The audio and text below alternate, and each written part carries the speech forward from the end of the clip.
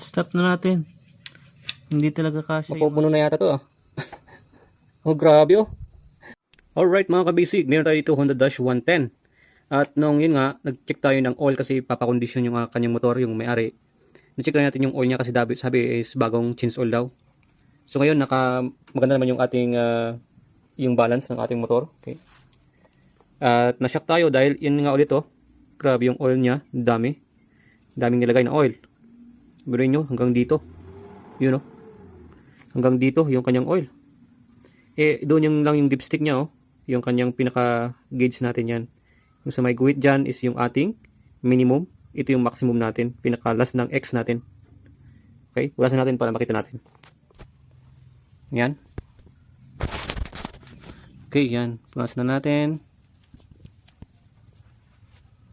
Hindi ko alam siyempre ang mga may-ari kasi ng motor. Minsan nagpapachinsol sila sa mga shop na kung saan ay baka na timingan nila yung mga hindi pa masyadong condensed sa pag-DIY or sa pagre-repair. Yung sukat hindi nila alam kaya nilalagay nila yung buong 1 liter na oil. Pero I think parang more than 1 liter pa ito no. Check natin mamaya. So ayan, magana no. Yan yung sinasabi ko kanina. Yung pinakababa is yung ating minimum. Okay? Ito yung maximum natin. Yan. Sa may mismong dulo ng XX na yan. Diyan lang dapat yung oil natin. Pero pag sukat nga natin sa Honda Dash 110, yan. Iyon. Okay, hindi pa natin nilagayan yung hindi natin na-trade talaga. Siyempre, hindi natin tinitrade yung dipstick natin before natin siya sukatin. Yan, pero diyan na siya. Plus yung trade pa, doon na no. Grabe na yung oil na yan. So, check na natin. Drain natin at check natin kung ilan lahat yung nilagay nilang oil. Okay, alright. Kasi pag nasubrahan to kasi mga kabisik, hindi makakahinga yung makina natin. So, ang exit niyan sa may breather ng ating makina. At kung nakalagay yung breather niya sa air cleaner, doon magtatagas ng oil. Or kung sa labas naman, magkakaroon ng oil dun sa labas. Okay. So, check natin, alright. I-drain natin sa baba. So, ayan na. Oil natin. Okay. Bagan natin. Baka pupunuin niya to. Okay. Dapat hindi na pupuno yan mga tis. Kan. Yan. Yun o.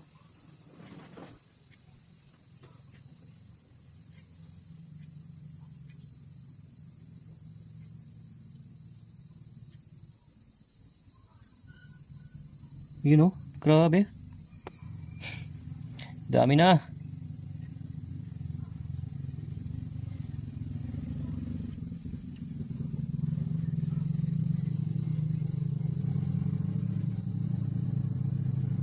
Sos, grabe naman.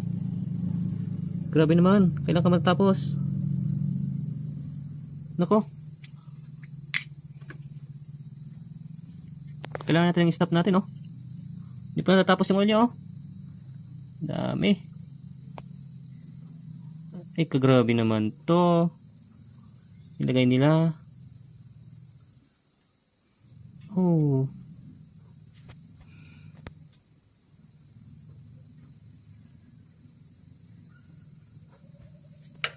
Stop na natin. Hindi talaga kasya yung ating lagayan. Pag chinsol tayo, hindi maabot ng ganyan. More than 1 oil nyo, more than 1 liter yung nilagay dito. Grabe sila, no? Alright? Yan mga ka-basic, yan na yung measurement natin. Pakita ko mamaya. So, tingnan lang natin. Okay, ito na yung oil niya. Kinuha natin bago pa ito. Ngayon, transfer natin muna dito. Ayan.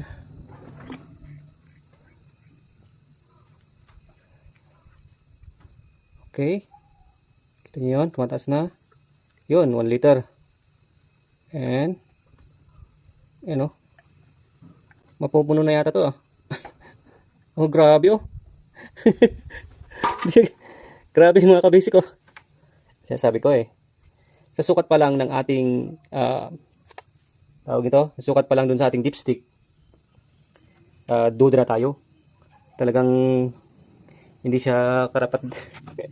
You know, yung sukat natin kanina, ganon, hindi pa na-thread yun. Itong ating dipstick hindi pa naka-thread yun kasi ganun naman tayo mag-check ng oil. Dapat hindi tinitread itong ating dipstick, tapos i-dip mo siya, dapat hanggang dun lang, mga kabisig, oh.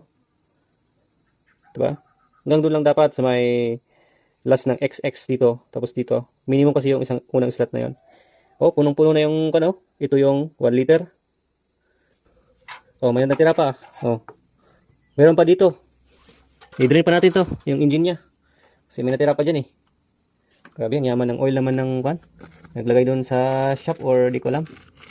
Kung na-drain ba niya yung dati niyang oil or dinagdagan ng bagong oil na hindi na-drain yung lumang oil. Yan, so tingnan natin kung hanggang kwan pa yung oil niya. Yan, sinagit natin. Yan.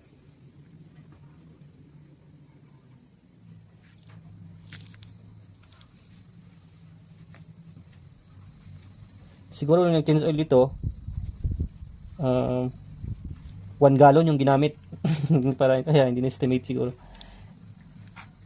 Yan.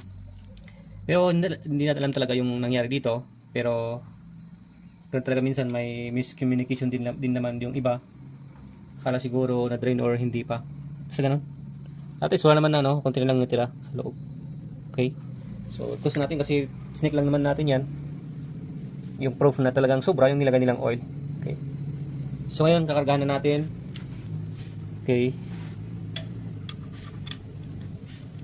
Siyempre balik muna natin yung kanyang nut. Drain plug niya.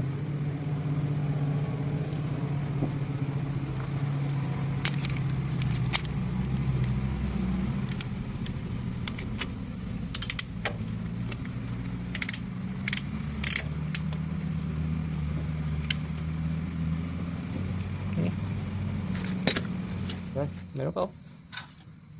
Oh, ilang ml to. Okay, yan, punong-puno. So ngayon, sukatin natin ng tama yung kanyang oil. Yan. Ayan. Ayan mga kabisik, ito na yung acceptable na sukat ng ating oil. So try na natin. Bawas na tayo. Yan.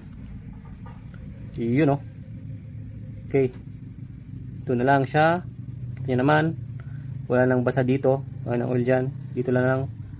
So, good na yan. Okay mga kabisik. Pre-close na natin kasi okay na yung oil natin. Okay. Tignan nyo to, no? Pag kinose na natin yan, talagang huwag mong isipin na kunti lang yung oil niyan. Madami yan. Kasi pag na-close natin yung thread, oh. Yan, umaabot na dyan sa dito.